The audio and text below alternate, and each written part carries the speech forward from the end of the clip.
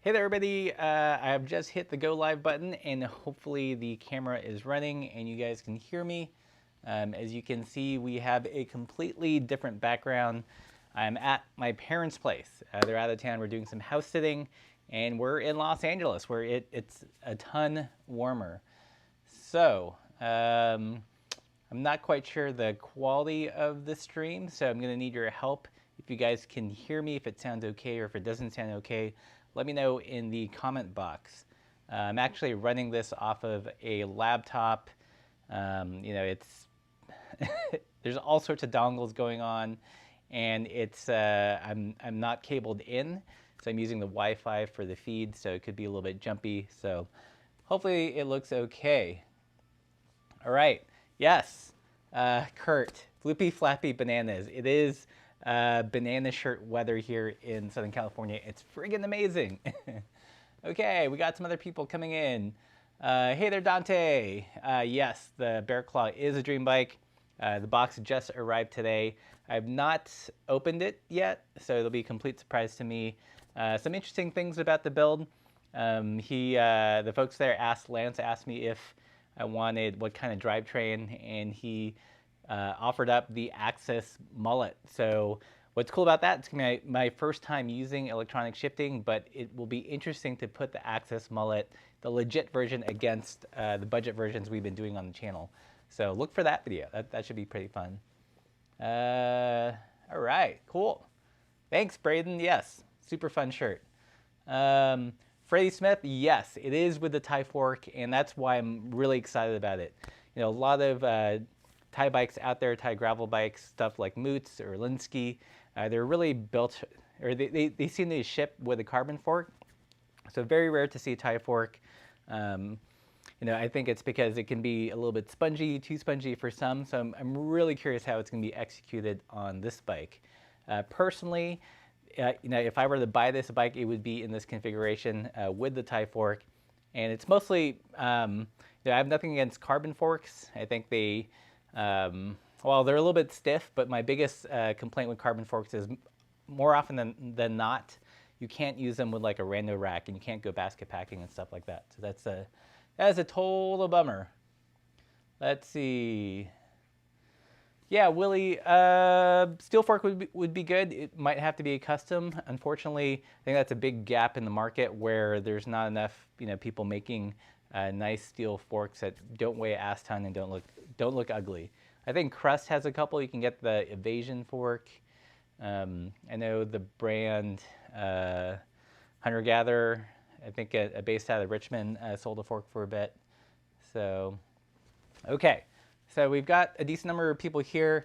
I'm not doing the unboxing. This is more of a technical test, but I thought I would also share with you guys some interesting products that came into review.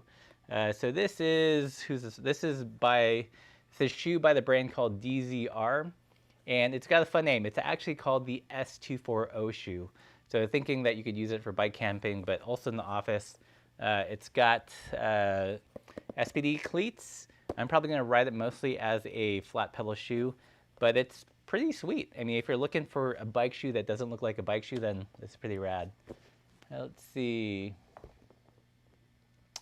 Yeah, Patrick, the live stream was totally, not exactly last minute, but I want to do an unboxing of the Bear Claw and just wanted to test out the technology, make sure that the laptop can handle it, and that's just not going to, I don't know.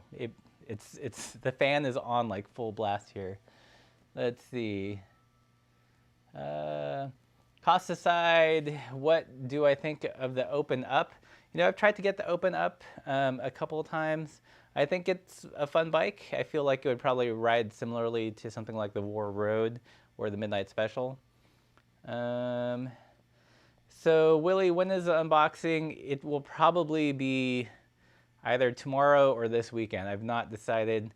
I mean, it's hard to pick a day and date that works well for everyone, but I might shoot for sometime Saturday or Sunday evening. I don't know. If you guys have a specific daytime that works well for you, let me know. Put it in the comments and I'll consider it. Let's see. So amateur hour adventures. How stiff is it? I think you're referring to the shoe. And so it's got a pretty stiff forefoot.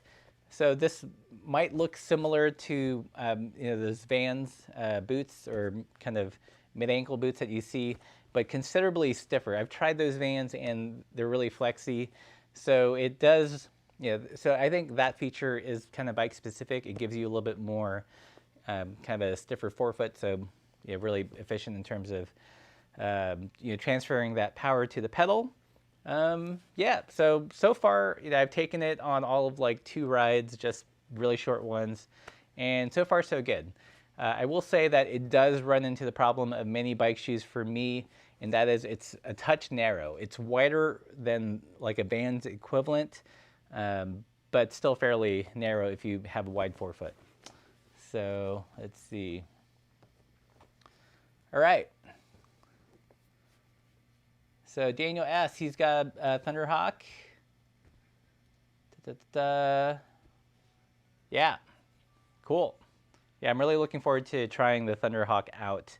It's one of the bikes that, I mean, if you look at the geometry, it's pretty similar to the Crest Bambora, which you guys know I love, but it's in Thai. So how awesome is that? I think the rear chainstay is 428 instead of 425. Some minor difference there, but still, shorter than like the all-rounder 430. And I believe the trail is similar. So we shall see. All right. So another doohickey is this guy. I think the embargo was just lifted for this, and this is a bikepacking, bikepacking / camping headlamp by Nog. So like all the other Nog stuff, it uses their silicone band. And what's interesting about this, it's actually got a couple of like tricks up its sleeve. Let's see if I can turn it on here. Oops, wrong button. Okay. So yes, it's light. It's got various modes, low, medium, high. It's also got, what's it called? Come on, do it. Maybe I'm hitting the wrong button. So it's got a reading light mode, so you can have it on your head like so, and then it activates this light on the bottom, so you can read with it. And it's also got a little red light mode for kind of night vision, and it's got this really cool trick. I don't know how well it's going to show on camera, but you can actually tilt. I don't know if it tilts the lenses physically, but when you look at it on the wall, it changes the angle of light. So let's see if it. So I don't know if you can see it's going down, and now it's shooting kind of straight down, and then now it's moving straight up. So it's got this weird kind of tiltable light pattern. Yeah, so that's interesting. They launched the Kickstarter for this guy yesterday. This is a pre-production model. I'll let you guys know what I think of this. So let's see. Dante. Yeah, I'm gonna, with all the unboxings, I'm gonna weigh the bike so you guys know out of the box. Brad Wade, am I gonna try the new Kona unit? No plans to try the unit right now. Let's see. And Justin, yes, thanks. I'm super excited to be able to wear the banana shirt again. So I don't know. Do you guys have any other kind of, what do you guys want me to tackle in the Bear Claw unboxing? And also as a larger question, I'm super curious about how you'll answer this, but what is the best way to do an objective bike review? I feel like I try my best. I always get put through the ringer by some folks. My goal for the bike reviews is to, one, kind of describe the bike accurately. That's why hence the flavor wheel and tying a feeling to a specific, geometry number. Yeah, so I don't know.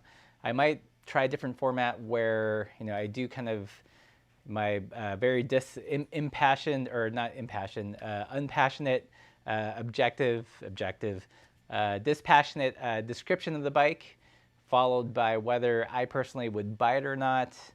So yeah, I don't know. Berkeley did not unbox it today. This is just a technical test. So you've not missed an unboxing. That'll probably be this weekend. maybe Sunday, if I can wait that long. Part of me wants to do it tomorrow, just so I can start riding it this weekend. Yeah,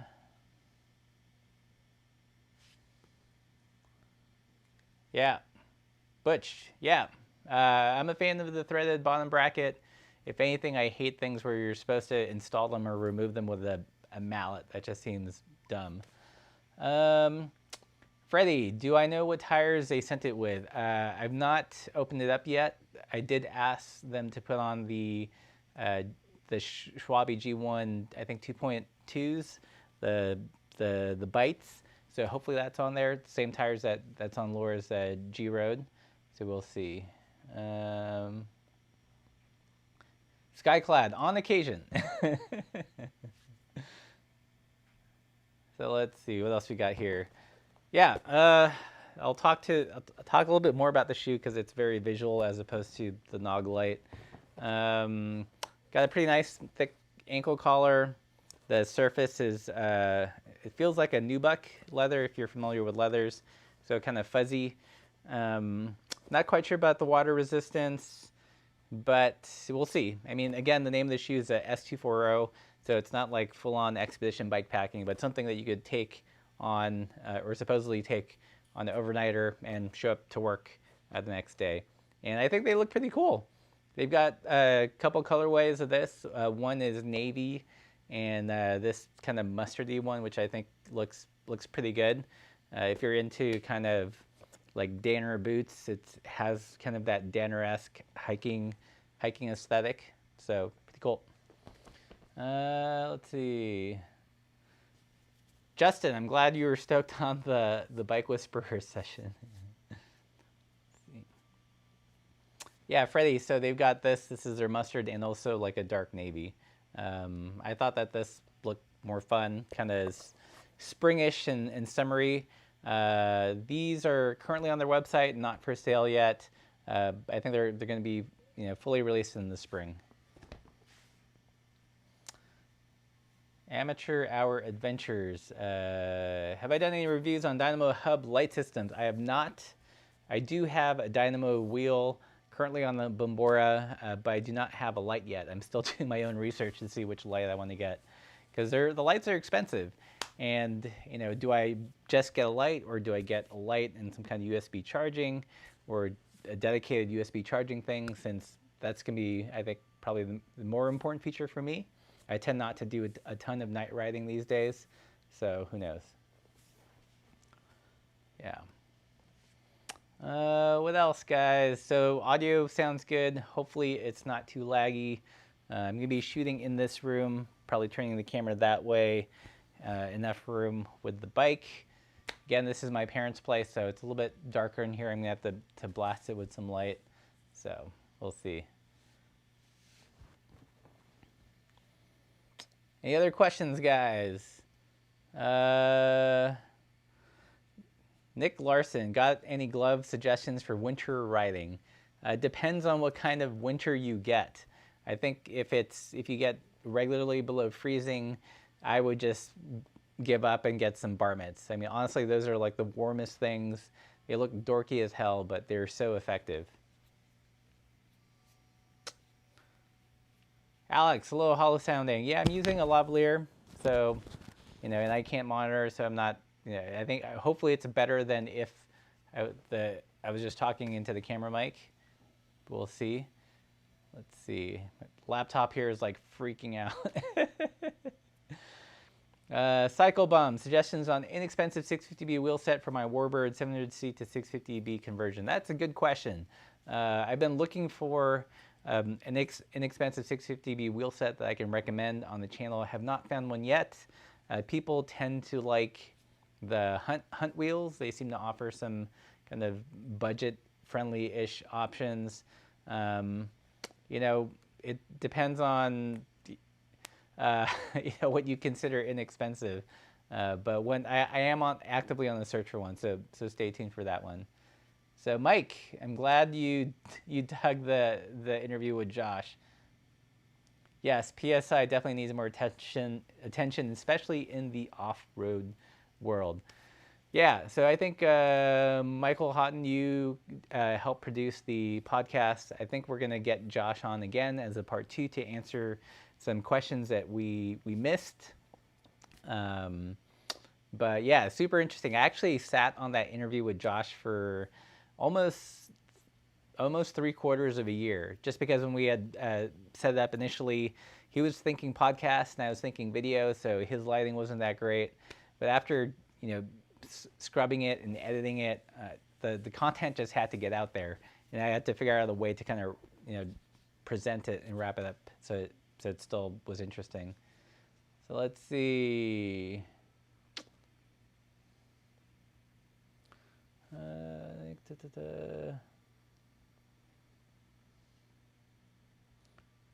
Audio is a bit low. Well, what can we do here? I will see if I can move. Okay. So I'm changing the audio on the camera. Hello, is it any better? Let's see. Think the Thunderhawk will work nicely with specialized pathfinders in 38.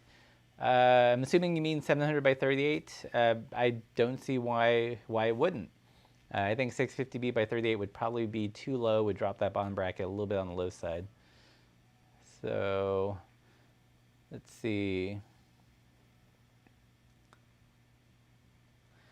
So Dante, yes. I actually bought a second bag from Jay, and it shipped actually beginning of the next month. Again, he's just a one-man shop, so he's doing the best he can. Let's see. More gain now, Alex. So does that mean it has enough gain, or that I should add more gain? Okay. So Richard, audio is fine for you. Skyclad, all right. Sounds like I just have to bump up the gain on the camera a little bit. It's hard. I'm looking at the meters bouncing, trying to keep them from not peaking. But again, I'm not monitoring in real time. So okay, Alex, thanks. It's hard. It's hard. Oh, live streams. Okay. Brendan, does one need to feed the Thunderhawk live mice? Not that I know of. Yeah. Yeah, Thunderhawk, I'm super excited. Again, probably going to unbox it this weekend. They shipped it with the SRAM Access, fully electronic, my first time trying an electronic drivetrain. And I get to compare it next to my budget mullet drivetrain to see if it's worth this chasm of money.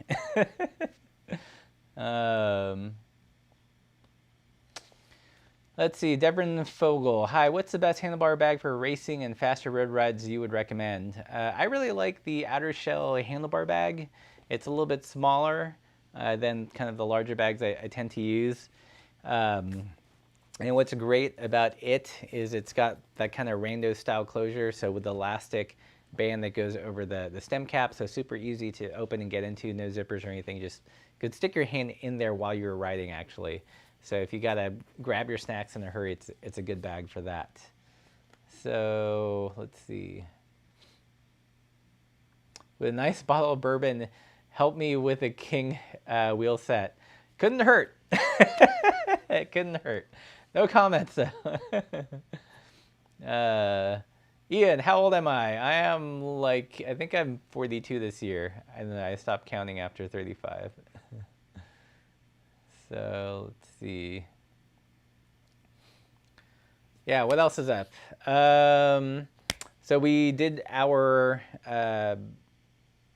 mini watercolor show at Lucky Duck Oakland last night. I don't know if anyone is here on the chat that went to it. That was super fun. If you've never been to Lucky Duck, definitely check them out. Such a cool space, and it's half cafe, bike shop in the back, and the food's legit. They do all these great kind of community programs. And when we were there, they were having their bike story night. So we got to present with 3 other cyclists, all various topics. So definitely check out Lucky Duck if you're in the Bay. Nick Larson, what do you think of bike bags with Velcro? Do they hold up? Yeah, mostly, Velcro is not my favorite thing. I think Velcro is overused in bike packing bags, that there's other different ways to attach things. But so far, it'll break down eventually. One nice thing is if it's the straps to attach it to the handlebar, you can, swap those out pretty easily or just use a belay strap.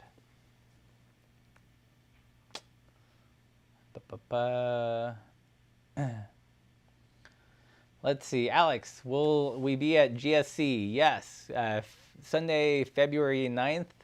We are doing a thing at Golden Saddle. Our friend A Fishies, who runs We Gotta Hang Out podcast, is going to be doing bike fits there as well. We're talking about having her fit me and filming that.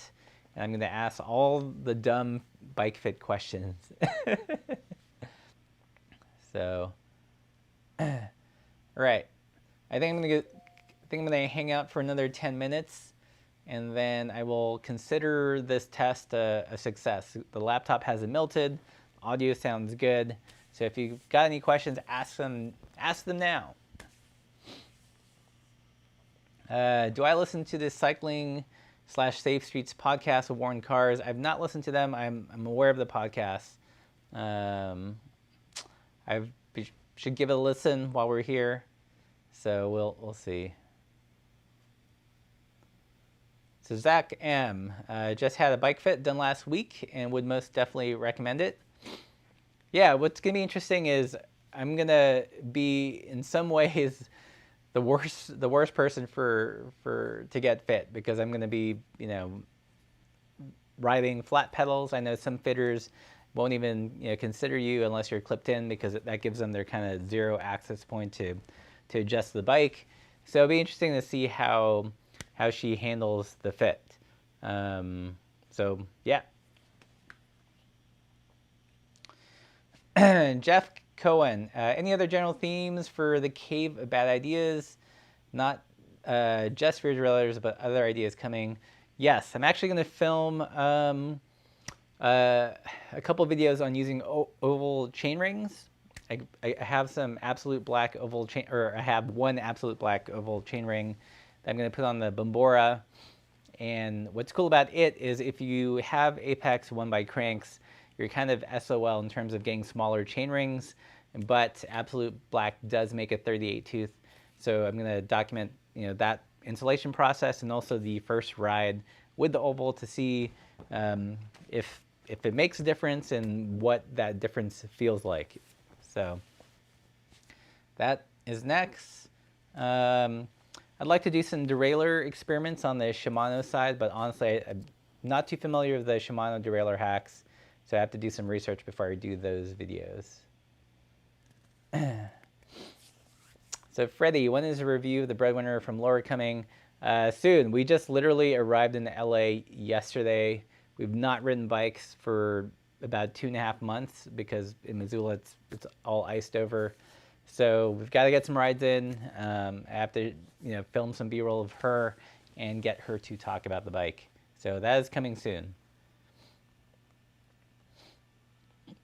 Alex asks, what inseam? 29 inches is my inseam, and I usually, for cranks, 72.5. No Brakes 23, are the Apex not direct mount? No, they are not. They are the worst fucking cranks. They're 110 millimeter 4 volt asymmetrical, and they don't. There's no other crank that has that same pattern but the Apex ones. Had I known that, I would have just gone, paid the extra money, gone rival. But if I did that, I wouldn't have gone through the whole budget mullet kind of video series. So, yeah. So I'm getting a warning that says YouTube is not receiving enough video to maintain smooth streaming. So let me know if that is true. If it's starting to slow down. So Broad Fjord, the Astro rims are doing great so far. A lot of people ask for rim reviews, and that's really hard. You know, it's just, how can you tell like what the rim is doing unless it breaks or not, you know, or its general weight. I try my best to not just, you know, blow smoke up your butts with the reviews. So I've got to kind of know what I'm talking about before I can review things well. Skyclad, thank you for super chat. A video on dumb rules and rituals you've seen. I actually have an idea for something similar to that, but the things that, you know, as a new cyclist you wouldn't be aware of. Yeah, there's lots of unspoken rules, hard to pronounce words, and it can be kind of intimidating if you're a newbie. So that video is coming. All right, yes.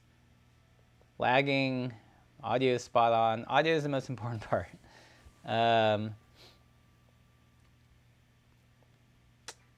Yeah. So let's see. A couple more minutes. So any other last minute questions? I'm gonna. Hopefully it won't be this laggy. I think everyone might just be getting on Netflix in the neighborhood, so it could be that. But okay. Well, I think I'm gonna call it here. And look for the actual unboxing soon. Might be tomorrow, might be Sunday. So I'll post that, you know, information, and yeah, it'll be exciting. Thunderhawk, or Bearclaw Thunderhawk, is a bike I have been really looking forward to reviewing.